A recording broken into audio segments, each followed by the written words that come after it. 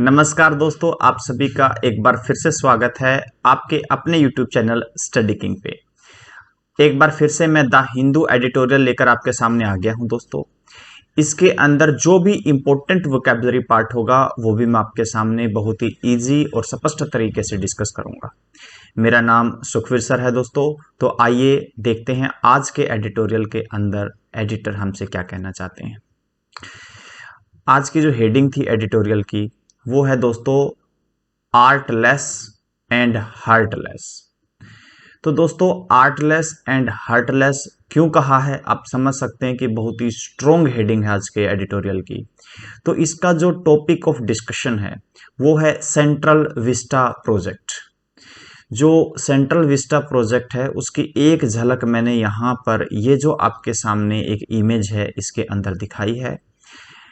Actually इसमें ऐसा है कि एक बहुत ही भव्य निर्माण किया जा रहा है हमारी संसद का। प्राइम मिनिस्टर जहां पर रहेंगे उनका और वाइस प्रेसिडेंट जहां पर रहेंगे उनका।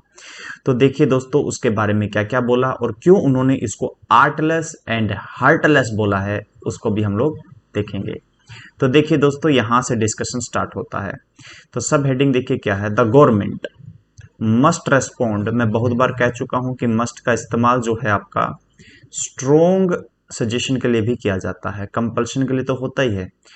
तो द गवर्नमेंट मस्ट रेस्पॉन्ड, इसके बाद आपका V1 आ गया, क्योंकि कोई भी मॉडल अगर होता है जो भी इंपॉर्टेंट ग्रामेटिकल पॉइंट्स आते रहेंगे मैं बताता जाऊंगा। किसी भी मॉडल के बाद हमेशा V1 का इस्तेमाल कीजिएगा आप, उसके साथ एस या ES का इस्तेमाल भी मत कीजिएगा, ठीक है। Must respond to concerns about, about आपका प्रीपोजिशन होता है दोस्तों, ठीक है। अबाउट डिमोलिशंस इन फिर अगेन आपका प्रीपोजिशन हो गया इन सेंट्रल विस्टा रीडेवलपमेंट। तो क्या बोला इसमें, जो गवर्नमेंट है उसको रेस्पोंड करना चाहिए किसकी तरफ, जो चिंताएं हैं किसको लेकर, डिमोलिशंस इन सेंट्रल विस्टा रीडेवलपमेंट। जो सेंट्रल विस्टा रीडेवलपमेंट प्रोग्राम है उसके अंदर जो एक हिसाब से तोड़फोड़ की जा रही है, जो चीजें तबाह की जा रही हैं उनको लेकर भी कुछ चिंताएं होनी चाहिए और उसके प्रति गवर्नमेंट को रेस्पोंड करना चाहिए, ये कहना है एडिटोरियल का। अब यहाँ पर इंपॉर्टेंट बात ये आ जाती है समझने वाली कि ऐसी क्या चीजें हैं जिनको डिमोलिशंस का कहा गया, यानी जिनको पूरी तरीके से तबाह करने की बात की जा रही है। तो उसको डिस्कस किया जाएगा आगे एडिटोरियल के अंदर। तो आइए स्टार्ट करते हैं आज के एडिटोरियल को डिस्कस करना। तो दोस्तों यहां से स्टार्ट करते हैं। बोला है द गवर्नमेंट ऑफ इंडिया। तो यहां पर गवर्नमेंट स्पेसिफिक हो गया दोस्तों, नाउन ऑफ नाउन का स्ट्रक्चर हो गया। याद रखिएगा जब भी नाउन, ठीक है, ऑफ नाउन, यानी कि ये जब स्ट्रक्चर बने, यहां पर N1 और यहां पर मैं N2 कह रहा हूं क्योंकि ये दोनों नाउन अलग अलग होने चाहिए। ये नाउन अलग होना चाहिए दोस्तों और ये नाउन अलग होना चाहिए।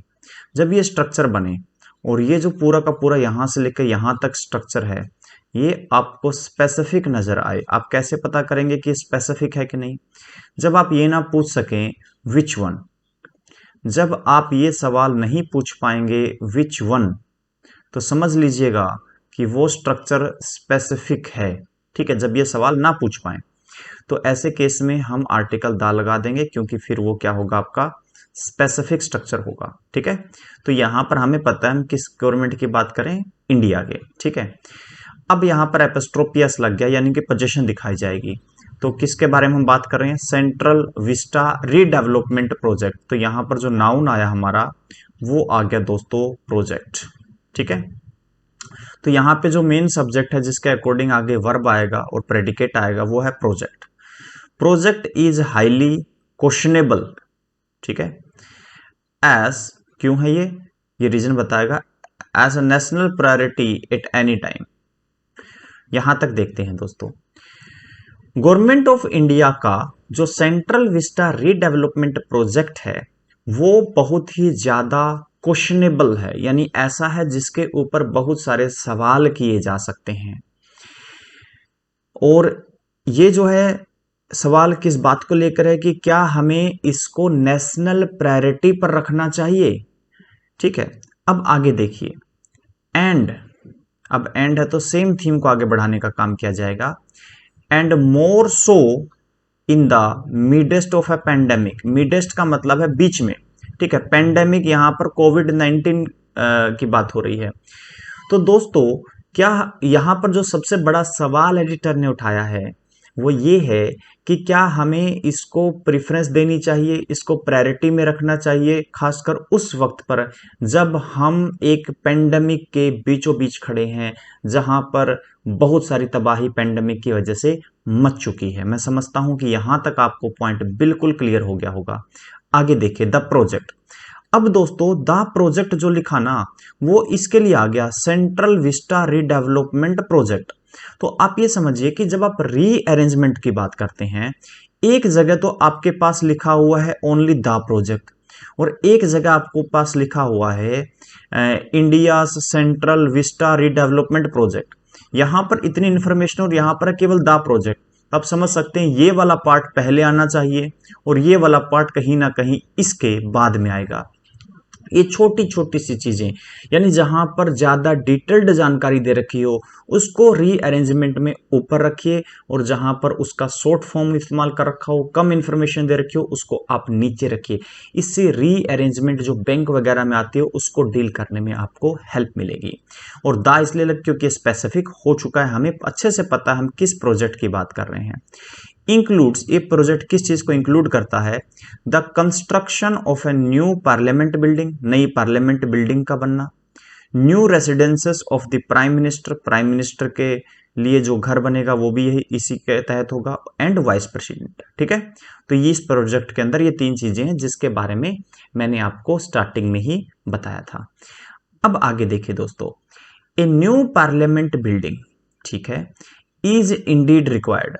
ये एडिटर का कहना है कि भाई चलो उसकी जरूरत थी, and there is a strong case for reorganising the existing offices. ठीक है, और वो यहां पर बहुत ही स्ट्रॉन्ग केस बोला है कि जो एग्जिस्टिंग ऑफिसेस उनको रीऑर्गेनाइज करने की बात को, है ना, ऑफ द सेंट्रल गवर्नमेंट। फिर बोला हाउएवर, अब जो है वो कही गई बात से पलटेंगे, यानी कि कुछ विपरीत चीज कहेंगे।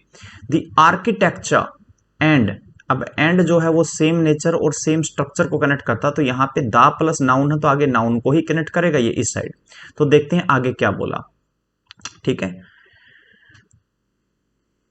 यहां पे बोला टाइम लाइन्स, टाइम लाइन्स किस चीज की ऑफ बताता है आपका belonging, timelines of the redevelopment as it is happening now are less about the need and more about the imperious obsession with the grandeur। यहां तक डिस्कस करेंगे हम लोग। ठीक है, क्या बोला देखो यहां से देखिए, however the architecture and timeline, जिस ढांचे से उसको बनाया जा रहा है, जिस तरीके से उसको बिल्ड किया जा रहा है, ठीक है, और जो टाइमलाइन है रीडेवलपमेंट की, यानी कि टाइमलाइन से मतलब है कोरोना के समय पे जो काम हो रहा है, as it is happening now, उसको जो ये जो टाइमलाइन है रीडेवलपमेंट की उसको यहां पर क्लियर भी किया है, as it is happening now are less about the need. तो ये जो है जरूरत नहीं है, क्योंकि देखो हम मान सकते हैं कि हमें संसद की जरूरत है दोस्तों, लेकिन इस वक्त जो परिस्थिति है, इस वक्त जो टाइम है, और जिस स्ट्रक्चर के तहत उसको बनाया जा रहा है, जिस भव्यता के साथ उसको बनाया जा रहा है, वो इस वक्त की जरूरत नहीं है, ये कहना है एडिटर का।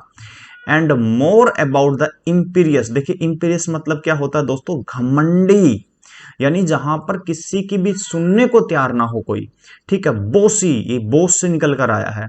डिक्टेटोरियल, अपोजिट मीनिंग के तौर पर मीक और डेमोक्रेटिक ले सकते हैं, जहां पर चीजों की सुनवाई हो, लोगों की चीजों को सुना जाए। ठीक है, ऑब्सेशन होता है एक लगाव। ठीक है, और किस चीज से लगाव बोला गया है देखिए, विथ ग्रेंजर। ग्रेंजर का मतलब होता भव्यता। ठीक है, मेजेस्टी, ग्लोरी, अपोजिट मीनिंग के वर्ड देखिए, स्मॉलनेस, इंफेरिटी।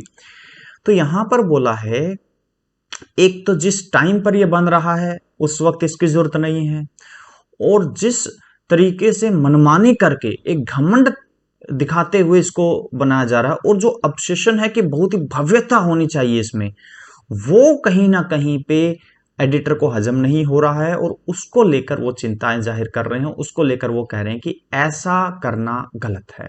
ठीक है, क्योंकि जिस वक्त हमारे देश में कोरोना से इतनी दिक्कतें हैं, इकोनॉमी इतनी स्ट्रगल कर रही है, पैसे की देश में सख्त कमी है, ऑक्सीजन हम प्रोवाइड नहीं कर पा रहे, उस केस में इतनी भव्यता के साथ किसी चीज का निर्माण करना, वो अब आप ये ऐसी बात हो गई कि आप पेट से भूखे हैं और आप महल बना रहे हैं। पहली जरूरत है पेट भरना। ठीक है, अब आगे चलिए दोस्तों, आगे समझते हैं कि आगे वाले हिस्से में क्या बोला है।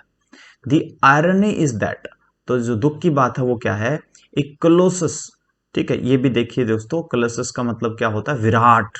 ठीक है ना, एनोर्मस, माइटी, अपोजिट मीनिंग के तौर पर टाइनी, मिनिएचर, इसमें देखो मिनी है तो वहां से आसानी से याद कर सकते हैं।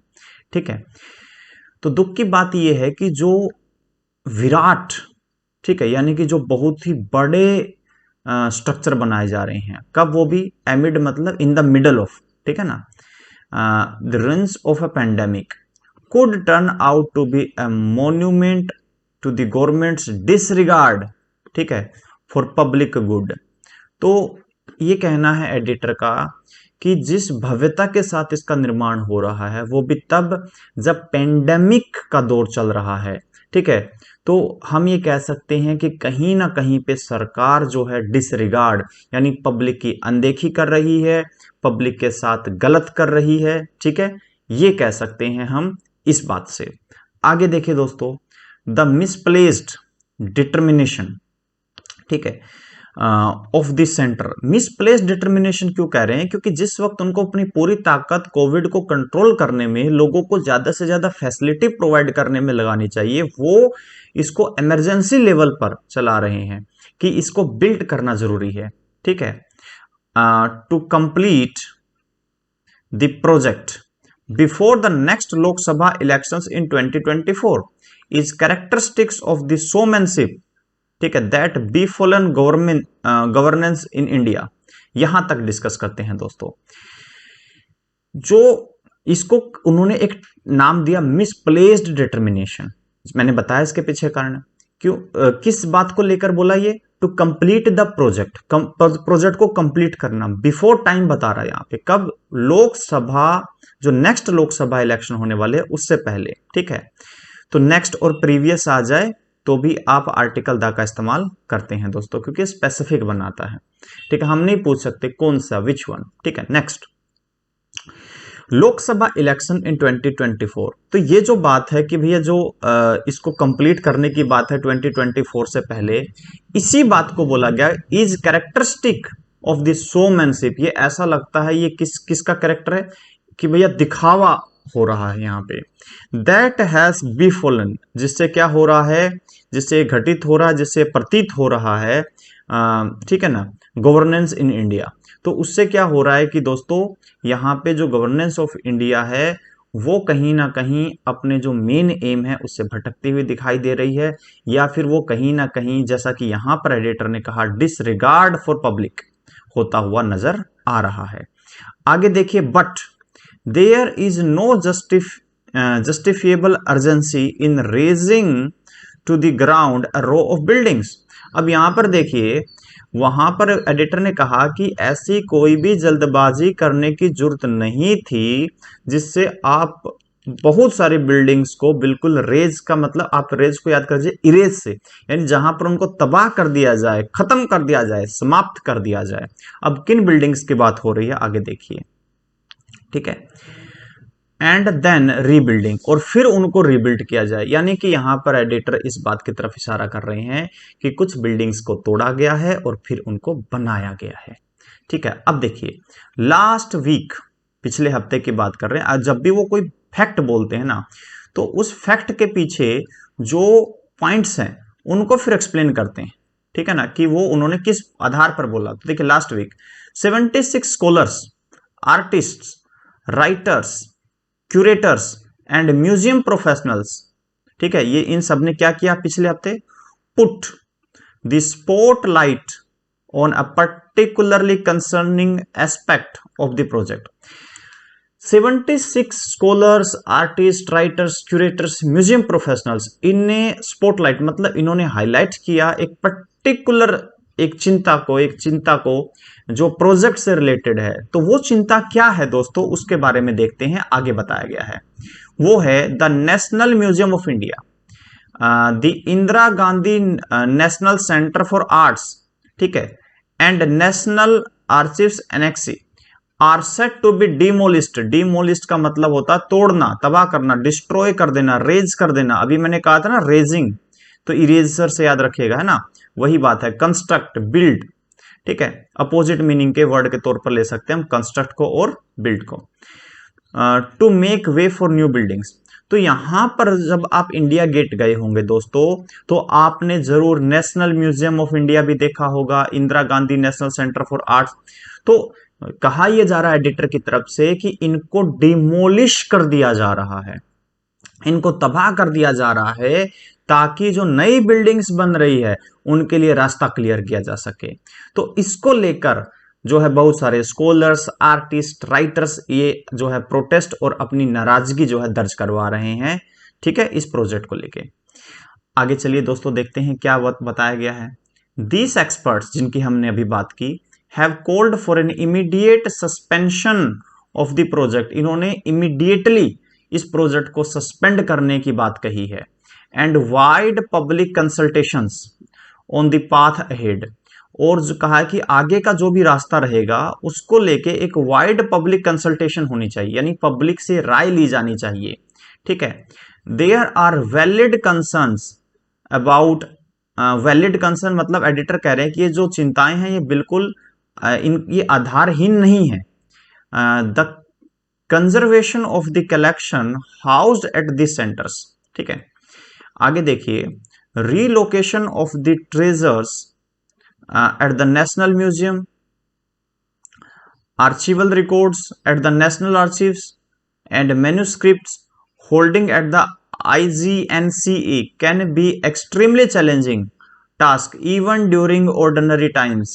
देखिए दोस्तों, पहली बात तो ये कि ये कोई साधारण समय नहीं है, ये है पेंडेमिक का समय, ठीक है दोस्तों। और पेंडेमिक के टाइम पर इन सब चीजों को एक जगह से दूसरी जगह पर प्लेस करना, ठीक है ना, इनको कंजर्व करना एक जगह से दूसरी जगह पर बहुत चैलेंजिंग। ये कह रहे हैं कि अगर सामान्य परिस्थिति भी होती तो भी जिनका जिक्र यहां से लेकर यहां तक किया गया, उनको एक जगह से दूसरी जगह पर, ये जो कलेक्शन होती है बहुत पुरानी होती हैं, इनमें से कुछ जो होती हैं बहुत ही ऐसी होती हैं कि जिनको अगर हम एक जगह से दूसरी जगह पर लेके जाने की कोशिश करेंगे तो देयर कैन बी डैमेज, कि there can be case of damage.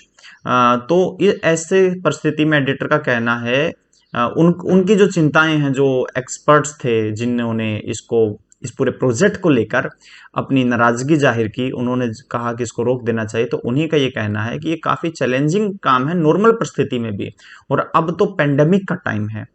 आगे देखिए क्या बोला है, it is a complex operation, शायद आई थिंक होगा, yes it is a complex operation, ठीक है। तो कॉम्प्लेक्स तो है ही ये प्रक्रिया। रिक्वायर्स डिटेल्ड प्लानिंग, तो उन्होंने कहा है कि ये जो काम है इसमें डिटेल्ड प्लानिंग चाहिए और पूरी एक्सपर्टाइज चाहिए, यानी कि पूरा का पूरा A to Z चीजों के बारे में जानकारी होनी चाहिए जो भी ये काम कर रहा है। Such changes around premier institutions take place only after wide consultations in any part of the world. तो यहां पर बोला है कि इस तरह की चीजें किसी भी हिस्से में दुनिया के बहुत ही वाइड कंसल्टेशन के बाद होती है। जैसा कि यहां पर कहा ना, नेशनल कंसल्टेशन होनी चाहिए इस प्रोजेक्ट को लेके, जो उन स्कॉलर्स का कहना है। और उसके पीछे ये लॉजिक भी दिया गया कि दुनिया में भी अगर कभी भी ऐसा हुआ है तो एक वाइड कंसल्टेशन के बाद ही ऐसा किया गया, लेकिन इंडिया में ऐसा नहीं हुआ है। अब आगे देखिए दोस्तों, and certainly not in the OPEC, और खासतौर पर ये इस तरह के ओपेक, ओपेक मतलब होता है जहां पर अस्पष्ट हो, अनक्लियर हो। देखो यहां पर देखिए सेम मीनिंग के word unclear, obscure, opposite meaning में क्लियर, सर्टेन ले सकते हैं। एंड कैवेलियर, कैवेलियर वैसे तो घुड़सवार भी होते हैं, लेकिन वो तब होता है जब नाउन हो दोस्तों, ठीक है ना। लेकिन यहां पर ये एडजेक्टिव है, एडजेक्टिव के तौर पर इसकी मीनिंग लापरवाह ली जा सकती है, केयरलेस, इम्प्रूडेंट। अपोजिट मीनिंग के वर्ड्स के तौर पर गार्डेड, कॉशियस, ठीक है। तो यहां पर बोला है कि पहली बात तो ये ऐसी कभी भी चीज हो तो एक वाइड कंसल्टेशन के बाद ही होनी चाहिए। और खास तौर पर बिल्कुल अनक्लियरिटी के साथ और लापरवाही के साथ तो ऐसा कभी भी नहीं होना चाहिए। ठीक है, मैनर जैसा कि एस बीइंग प्लान्ड हियर, जैसा कि यहां पर प्लानिंग की जा रही है। Artefacts at the national museum still lack a complete inventory, the experts have pointed out flagging the risk of loss और मिस हैंडलिंग।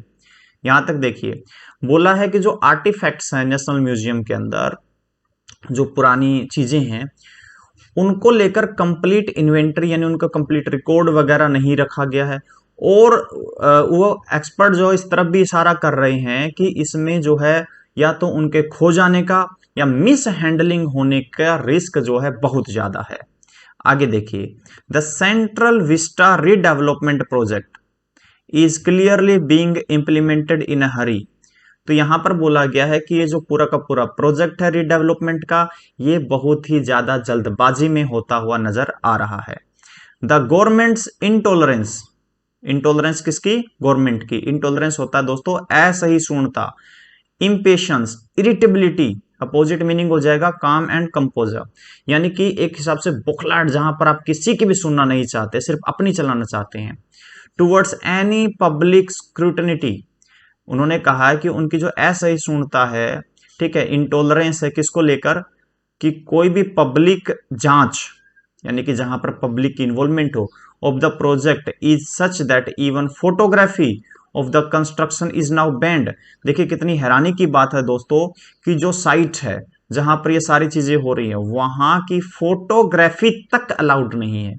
तो ये कहा जा रहा है कि ये जो असहिष्णुता है, यानी कि पब्लिक जिसके पैसे से सब कुछ बनता है, उसी का पार्टिसिपेशन को लेकर या उसकी जांच पड़ताल या उसकी निगाहें भी उस पर पड़ती है, तो उसको भी वो जो है बर्दाश्त नहीं कर रहे। तो इसी बात को लेकर उन्होंने कहा है, जिस तरीके से बैन किया गया है वहां पर इवन फोटोग्राफी को भी, इसी बात को बोला गया है intolerance. The country is facing an unprecedented, मतलब जो पहले कभी फेस ना किया हो दोस्तों, हेल्थ क्राइसिस। तो ये पेंडेमिक की बात हो गई। The ripple effects of which are being felt in the economic, social, political sphere. तो उसके जो प्रभाव हैं दोस्तों, उसके जो दुष्प्रभाव है, जो बाद में कुछ होते हैं, जैसे इंपैक्ट अभी हो गया और उसके प्रभाव कुछ समय बाद आते हैं, तो वो धीमे धीमे करके इकोनॉमी, सोशल और पॉलिटिकल हर फील्ड में जो है महसूस हो रहे हैं। The government will lose nothing, government का कुछ नहीं जाएगा, if it were to suspend the project, अगर वो प्रोजेक्ट को सस्पेंड कर दे या फिर अभी ना करके बाद में इसको प्लान करे। And take the opposition and the public into confidence, और अपोजिशन जितनी पार्टियां हैं उनको और पब्लिक को, यानी भारत के लोगों को कॉन्फिडेंस में ले on future course is in कामर टाइम्स, मतलब कि पेंडेमिक के बाद की बात हो रही है, यानी जब सब कुछ सही हो जाएगा। तो यहां पर जो सजेशन है एडिटर की, वो ये है कि गवर्नमेंट का कोई भी नुकसान नहीं होगा, उसका कोई अहित नहीं होगा अगर वो इस प्रोजेक्ट को इस वक्त सस्पेंड कर दे और बाद में अपोजिशन को कॉन्फिडेंस में ले, पब्लिक से अच्छे से तरीके से इस चीजों को क्लियर करे कि क्यों इस चीज की हमारे देश को सख्त जरूरत है, ठीक है, और फिर उसको तब इंप्लीमेंट किया जाए जब समय बेहतर हो, हर तरफ शांति हो, हर तरफ खुशी का माहौल हो और ये पेंडेमिक गुजर चुका हो। तो एडिटर ने पूरे एडिटोरियल के अंदर यही चीज समझाने की कोशिश की है, इसी बात पर फोकस किया है, कुछ एग्जाम्पल्स देकर, कुछ स्कॉलर्स का एग्जाम्पल देकर या फिर कुछ फैक्ट्स रखकर, कि इस वक्त इस चीज को इंप्लीमेंट करना उचित नहीं लग रहा है उनको। ठीक है, तो दोस्तों ये क्वेश्चन आपसे पूछा गया था जो एसएससी 2007 में आया था। ठीक है, यहां पर मैंने एक स्क्रीनशॉट लिया, जैसा कि मैं हर बार करता हूं दोस्तों। तो यहां पर है लर्न इंग्लिश विथ मानसी, हो सकता है कि यूट्यूब चैनल हो, अगर यहाँ पर भी आपको कुछ अच्छा मिलता तो आप इसको फॉलो कर सकते हैं। ठीक है, तो यहाँ पर देखिए मैंने फिल इन द ब्लैंक दिया था, the police spread tear gas, ठीक है, ऑन दी प्रोटेस्टर्स। देखिए दोस्तों, इनमें से कई वर्ड ऐसे हो सकते हैं जो मीनिंग के हिसाब से यहाँ पर फिट करेंगे तो सही बैठेगा, लेकिन एडिटोरियल पढ़ने का फायदा ही ये होता है दोस्तों कि आपको किस परिस्थिति में किस तरह का शब्द इस्तेमाल करना चाहिए वो क्लियर हो जाता है। तो यहां पर जब लास्ट हम इजराइल के ऊपर डिस्कशन कर रहे थे, तो वहां पर बात आई थी कि वर्ड कौन सा इस्तेमाल होगा, इनडिस्क्रिमिनेटली, यानी जहां पर आप अटैक करते हैं और इस बात का ध्यान नहीं रखते हैं कि आगे कितनी तबाही मचेगी। ठीक है, आज का जो क्वेश्चन है दोस्तों ये एसएससी 2018 में आया है और ये है इंप्रूवमेंट द सेंटेंस, यानी यहाँ पर एक वर्ड दिया है सेंटेंस के अंदर। अब आपको ये देखना है दोस्तों कि क्या हमें इसके अंदर इंप्रूवमेंट करने की जरूरत नहीं है या फिर इन तीन में से हमें कोई एक लेना है। जो भी आपका जवाब रहे वो कमेंट कर कर मुझे बताएं, ठीक है। इसी वीडियो के नीचे कमेंट का ऑप्शन होता है दोस्तों, वहां पर लिखकर बताएं। एक लक्की स्टूडेंट का स्क्रीनशॉट में नेक्स्ट क्लास जैसे ही मेरी रहेगी मैं डिस्कस करूंगा। तो दोस्तों ये था आज का एडिटोरियल जिस पर हमने सेंट्रल विस्टा प्रोजेक्ट के ऊपर डिस्कशन किया। मैं उम्मीद करता हूं यहां से कुछ चीजें आपको अच्छे से क्लियर हुई होगी। थैंक यू सो मच, शुक्रिया, हैव अ नाइस डे।